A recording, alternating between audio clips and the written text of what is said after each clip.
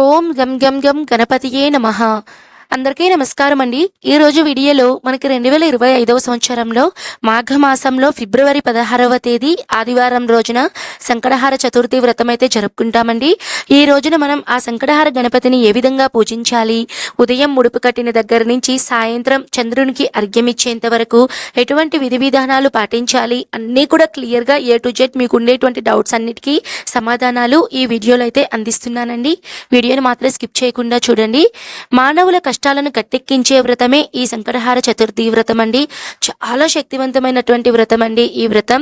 ఎవరైనా సరే తీవ్రమైనటువంటి కష్టాల్లో ఉన్నప్పుడు, ఇక మనకి ఈ సమస్య తీరదు అని తీవ్రమైనటువంటి ఇబ్బందుల్లో ఉన్నప్పుడు, అనారోగ్య సమస్యలు కానివ్వండి, డబ్బు సమస్య కానివ్వండి, లేదా వివాహం సమస్య, సంతానం, ఉద్యోగం రావట్లేదని బాధపడుతున్న వాళ్ళు ప్రతి ఒక్కరూ కూడా అండి ఈ వ్రతం కనుక ఆచరిస్తే అతి శీఘ్రంగా మీకు ఫలితం అనేది తెలుస్తుందండి. ఈ సంకటహార చతుర్థి వ్రతం ప్రతి నెల కూడా మనకి కృష్ణపక్షంలో పౌర్ణమి తర్వాత వచ్చేటువంటి చవితి తిథిని అయితే మనం జరుపుకుంటామండి.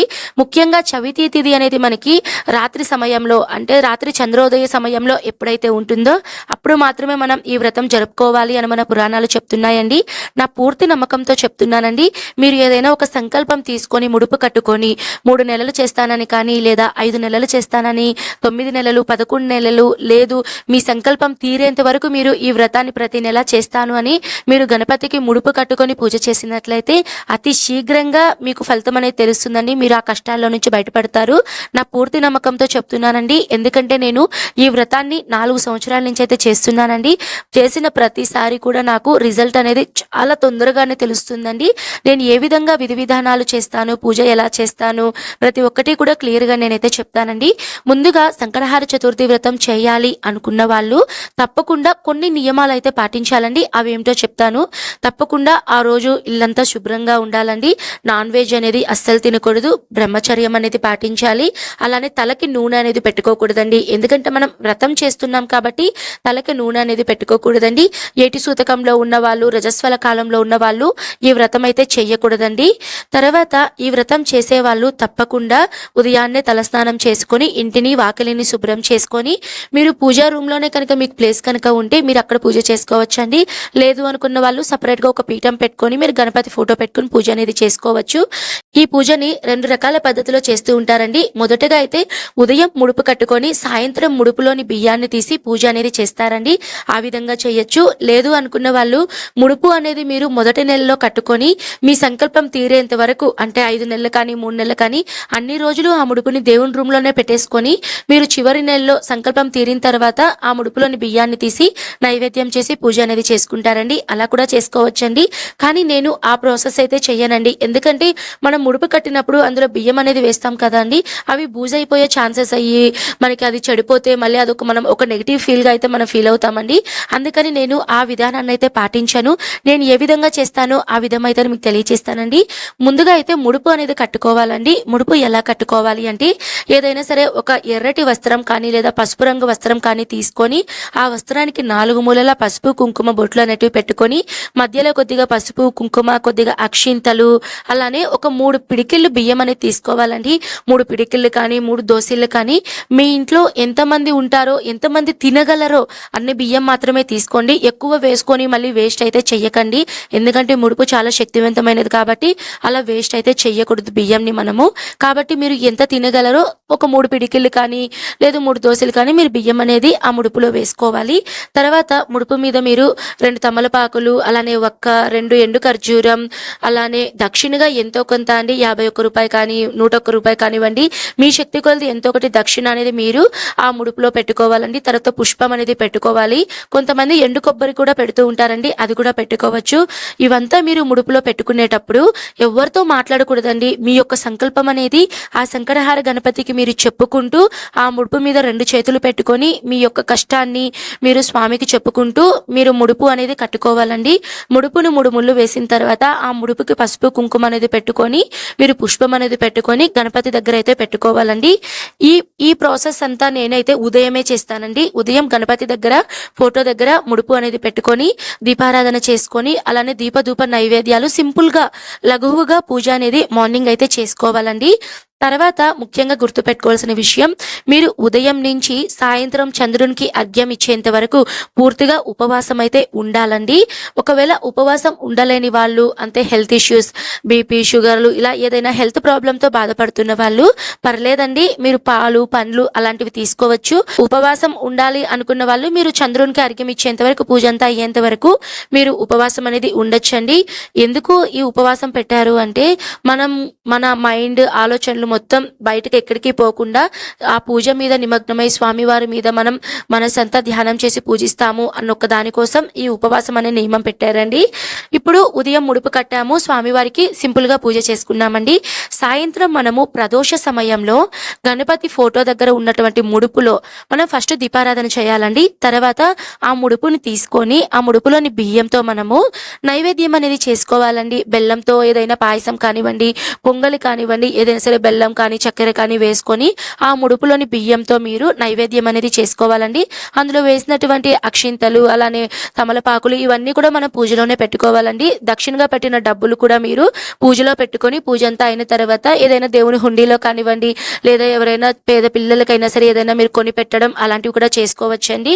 లేదు అనుకున్న వాళ్ళు మీరు టెంపుల్ హుండీలో అయితే వేసేస్తే సరిపోతుంది. మనము ఈవినింగ్ పూజలో పీఠం పెట్టుకుని పూజ చేసుకునే వాళ్ళు గణపతి ఫోటోకి ఇరువైపులా 2 దీపారాధన కుందులు ఏర్పాటు చేసుకొని మనము ఈ నైవేద్యం అనేది స్వామివారి ముందైతే పెట్టుకోవాలండి.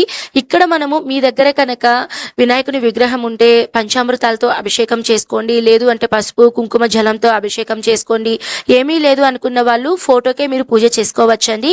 ఇక్కడ మీరు గుర్తుంచుకోవాల్సిన విషయాలు 2 అండి. ఒకటేంటంటే, మీరు ఇక్కడ 2 గణపతులకి పూజ చేయాలండి. ఒక గణపతి వచ్చేసి మొదటి పూజ్యులైనటువంటి విఘ్న నివారకుడు. అంటే మనం చేసేటువంటి పూజలో కొన్నిసార్లు మనం తెలియకుండా కొన్ని పొరపాట్లు అనేటివి చేస్తూ ఉంటామండి. మనం చేసేటువంటి పూజ ప్రథమ పూజ్యుడు అయినటువంటి గణపతికి అయితే మనం పూజ చేస్తే మనం చేసేటువంటి పూజలో ఎటువంటి విఘ్నాలు లేకుండా మన పూజకు రెట్టింపు ఫలితం అనేది మనకి ఈ గణపతి అయితే ప్రసాదిస్తారండి. ఇదే కాదండి, మనం ఏ వ్రతం చేసినా, ఏ పూజ చేసినా సరే మొదటి పూజ అనేది మనం గణపతికే చేయాలండి. ఈ గణపతికి పూజ చేసిన తర్వాత ఈ రోజున మనం ప్రత్యేకంగా సంకటహార చతుర్థి గణపతికి అయితే మనం పూజ చేస్తామండి. ఫోటో ఉంటే ఫోటోకే చేసుకోవచ్చండి. లేదు మీ దగ్గర సపరేట్గా విగ్రహం ఉంటే ఆ విగ్రహానికే మీరు పూజ అనేది చేసుకోవచ్చండి. ఇక్కడ ఏంటంటే గణపతికి ఇష్టమైనటువంటి ఉండ్రాళ్ళు, కుడుములు ఇవన్నీ కూడా నైవేద్యంగా చేస్తూ ఉంటారండి. నేనైతే మొదటి నెలలో అయితే గణపతికి ఉండ్రాళ్ళు, 9 ఉండ్రాళ్ళు, కుడుములు ఇవన్నీ చేసుకొని, గణపతి భోజన ప్రియుడు అని చెప్తారు కాబట్టి రకరకాల నైవేద్యాలన్నీ కూడా చేసుకొని అయితే పెట్టుకున్నానండి. తర్వాత పొయ్యే కొద్దిగా పిల్లలు, స్కూల్స్ ఇవంతా టెన్షన్స్ ఉండడం వల్ల నేను సింపుల్గా ఒక 2 నైవేద్యాలు అలాంటివి అయితే చేసుకున్నానండి. మీ శక్తి కొలది మీరు ఏ నైవేద్యం అయినా సరే చేసుకోవచ్చండి. గణపతికి అయితే మీరు షోడశోపచార పూజ అనేది చేసుకోవాలండి.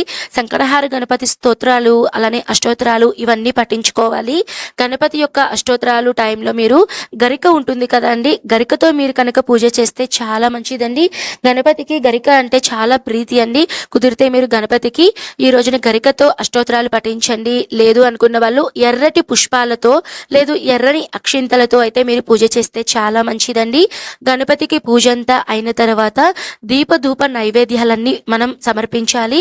పూజ అంతా అయిన తర్వాత చేతిలో కొద్దిగా అక్షింతలు పట్టుకొని సంకటహార చతుర్థి వ్రతకథ అనేది ఉందండి.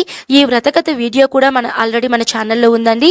ఈ వ్రతకథ ఆ లింక్ అనేది కూడా డిస్క్రిప్షన్లో ఇస్తాను. తప్పకుండా పూజ అయిన తర్వాత ఈ వ్రతకథనైతే వినండి. ఈ వ్రతకథ అంతా విన్న తర్వాత అక్షింతలను మనము గణపతి దగ్గర ఫోటో దగ్గర వేసుకొని నమస్కారం చేసుకొని కొద్దిగా అక్షింతలను మన తలపైన అయితే వేసుకోవాలండి. ఇంతటితో మనకి సాయంత్రం పూజ అనేది అయిపోతుందండి.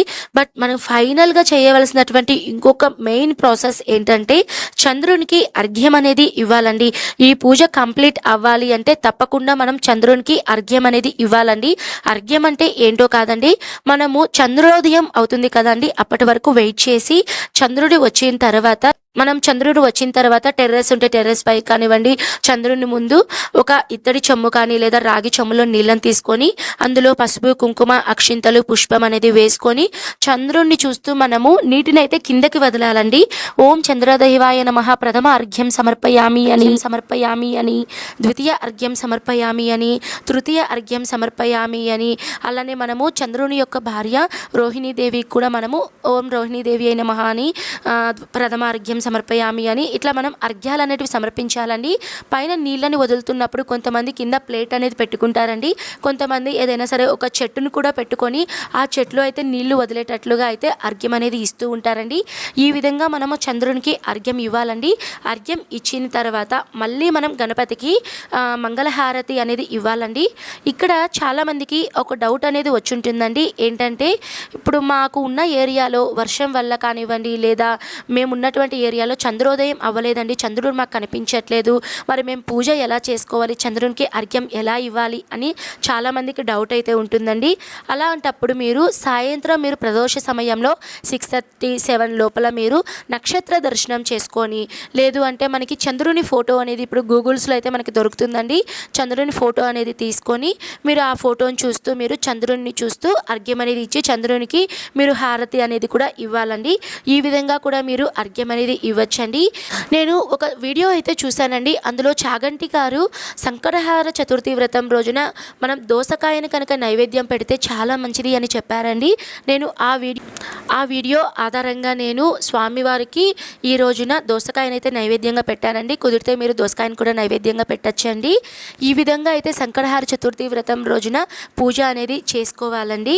మీకు ఈ వీడియో అనేది క్లియర్గా అర్థమైంది అని అనుకుంటున్నానండి. మీకు కనుక ఈ వీడియో కనుక నచ్చితే తప్పకుండా లైక్ చేయండి.